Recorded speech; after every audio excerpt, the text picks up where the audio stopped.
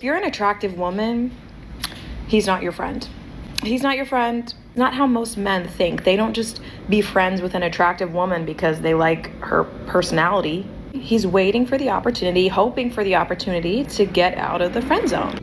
Or like, is anyone else tired of just being like, nobody wants to be a father to a child that they didn't have. Like, what True. the fuck, dude? True. It's not fair. It is. A man not wanting to pick up on another man's saved game is actually the normal. Modern women desperately want husbands, but apparently they can't find a single man to marry them. We've got a video for you here today from Griffin Mind. Let's jump into it. Can we normalize you letting me borrow your husband, and not in that way, you freaking weirdos, but like in the way where you both come over and he helps, you know, hang my TV and lift all the heavy things, and we drink wine at the same time, and I'll make you both dinner, and he can have a beer at the same time too. Like it's a win-win-win-win.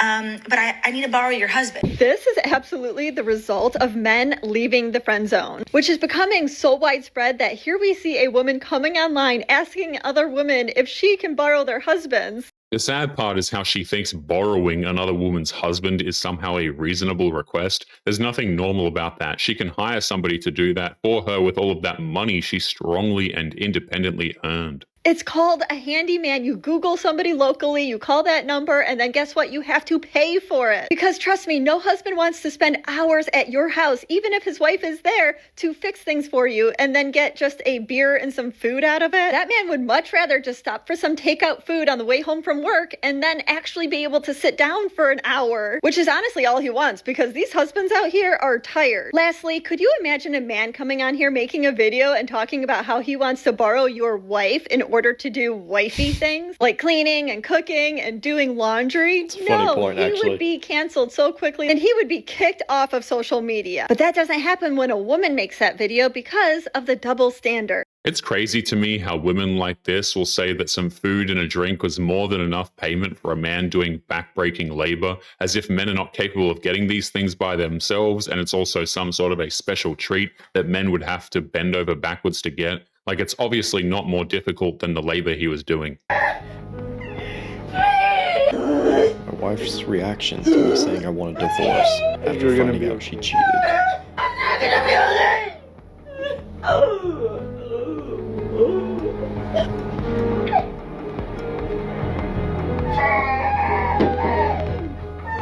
She doesn't feel bad that she cheated, she only feels bad that she got caught, and now she's going to have to face the consequences of her betrayal, even though she doesn't feel like she has to. So she acts like a baby in hopes that would actually work. Turn off for you. Like really insecure men. What's an insecure man? He worries too much about what you're doing and how you are. I feel like you've cheated before. Tell me how that happened. Oh my gosh. 100%. It was an accident, alright? Okay. It was just a spring break.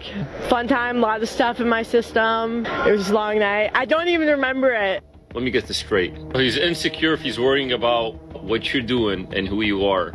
Clearly, you cheated on him. That is gaslighting 101. It takes a special kind of person, and I do mean special kind of person, to tell a man that you accidentally cheated. There's nothing accidental about it. You had to plan for it, you had to make the choice to do it, and you can't get out of it by saying, oh, whoops. I mean, it has never and will never work that way. The only one that's like this, when my husband is sick, he's been puking all night.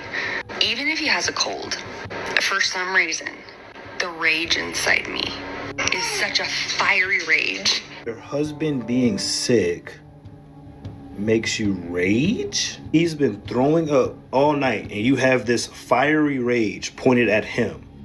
Okay, let's continue. Makes me so angry.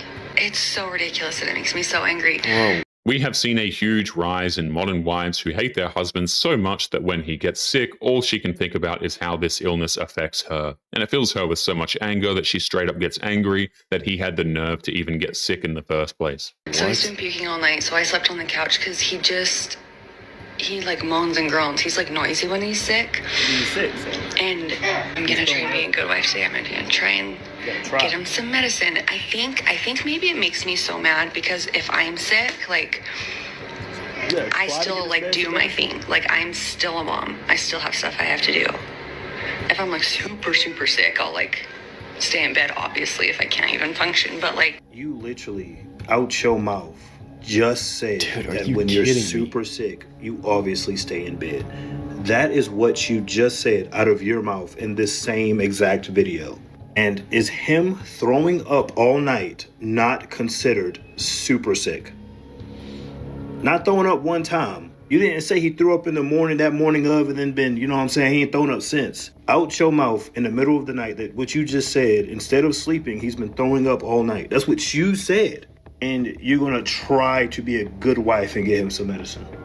Oh, y'all sure do know how to pick. It's pretty disgusting how she said that she was going to try and be a good wife by getting him some medicine. That's how much she hates the man, where she needs to muster up enough courage to get him some flu medicine. That husband deserves better. Okay, so you know how men are super simple, and if they're truly into you, you'll know.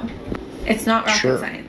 Women are actually the exact same way. If she's making up excuses why she's not texting you back, if she's not jumping at the opportunity to see you, if she doesn't act like she likes you, she doesn't like you. Don't let women put you in a friend zone, because this is what they try to do. They'll try to keep you around because they think you're good enough to become a friend.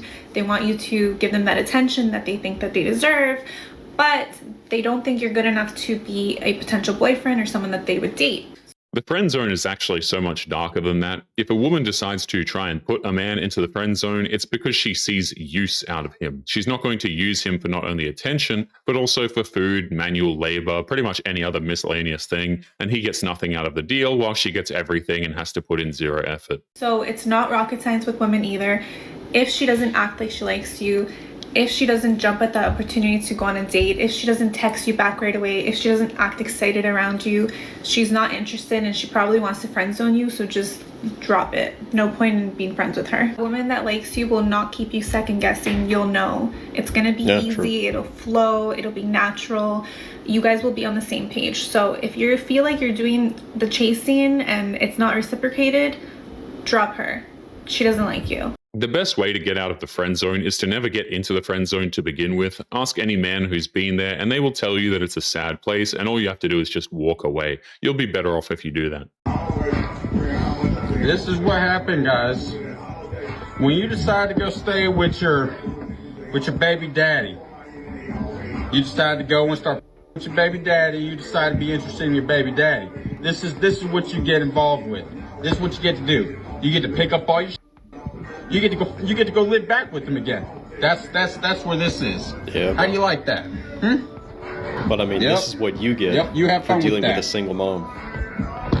You got a lot of to take care of. Unless it is under extremely specific circumstances, there is no point in getting with a single mother. And let's be honest, guys, all of these women, they think that they're the circumstance, they think that they're the special different thing, but they are not, okay? A lot of these women know nothing of loyalty or respect, but of course that won't stop them from using you and then kicking you to the curb the second things get inconvenient for them. It is not worth it for at least 100 different reasons. This is what you need to do when you come home from work, just like I do every other night, okay? I know he's gonna say, well, you should be cooking every night because I pay the bills, but guess what? When you're done, you're gonna clean all those dishes in that sink. Dude. Because they're not going to do themselves, and I damn sure ain't going to do them. Not after the day that I had staying home. This woman is making her husband, that just worked a 12-hour shift, cook and clean the dishes, and is recording him, taunting him as he's doing it. What that woman was doing was literally abuse. She broke down her husband to the point where it's just easier for him to allow her to humiliate him online, despite the fact that he works his fingers to the bone for her. Living with her must be an absolute nightmare. This is your Tinder pro. Do you see the balloon? Come here. Oh, balloon says 2? Yeah, it says 20 for 21. No, it's 2 because you're gonna act like a 2-year-old. And give me the phone. No, give me the phone. You bought it for me. No, I'm breaking up with you. No, you're not. This is my way of showing you. We're not breaking up. This is my way of showing you.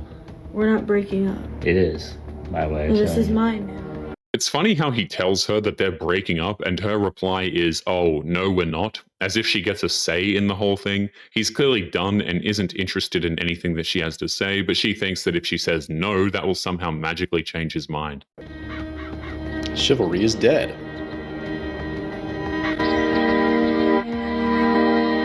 I'm sorry, but maybe I'm missing something.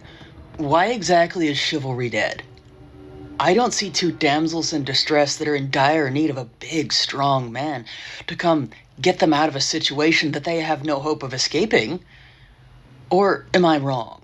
Because it seems that in this case, no matter what the men would do, they're going to be wrong anyway. When women said that they didn't need men, they went out of their way to try and humiliate us for no reason. They bragged about how they didn't need us and about how they felt safer with bears. I mean, how can they expect chivalry to be a thing when they destroy the social contract to begin with? Maybe they should ask the bear.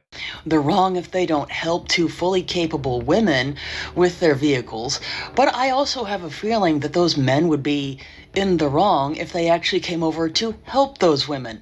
Because what exactly are they wanting? A man to overlook the situation and tell them that they did a good job?